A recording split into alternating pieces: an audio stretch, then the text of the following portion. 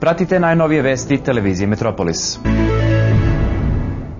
Novi zakon o informisanju kojim se strogo zabranjuje objavljivanje neproverenih informacija, tračeva i čaršijskih ogovaranja u štampi prouzrokovao je gašenje 20-ak popularnih i veoma tiražnih časopisa. Omiljena narodna razbibriga, takozvana žuta štampa, potpuno je sasečena u ovoj akciji nazvanoj Makaze.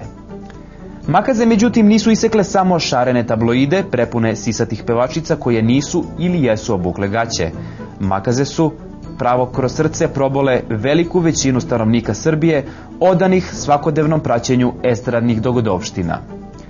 To vam je kao kad biste teškom heroinskom ovisniku naglo oduzeli sav dop koji ima i koji uopšte može da nabavi.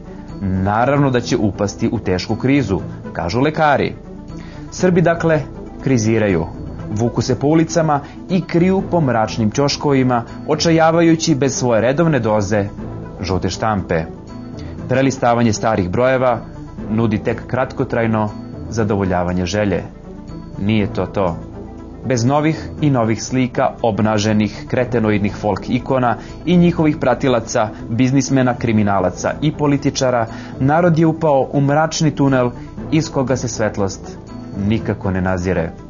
Suviše očajni da bi mogli da protestvuju, bez snage za rušenjem vlasti, ovi ljudi senke tuguju u sebi i venu kao cvet. Televizija Metropolis,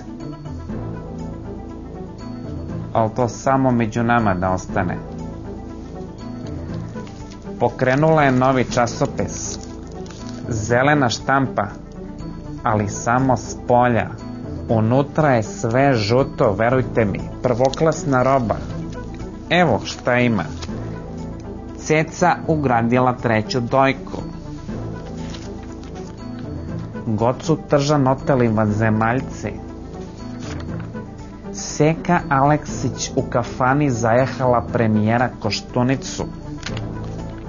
Džej Ramadanovski ostao u drugom stanju sa kebom.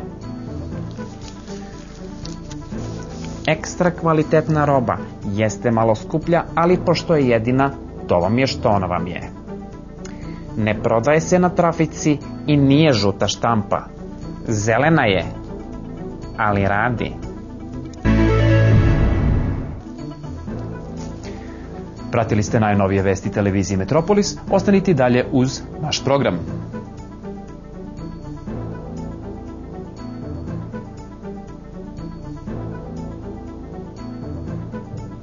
Kako ispalo?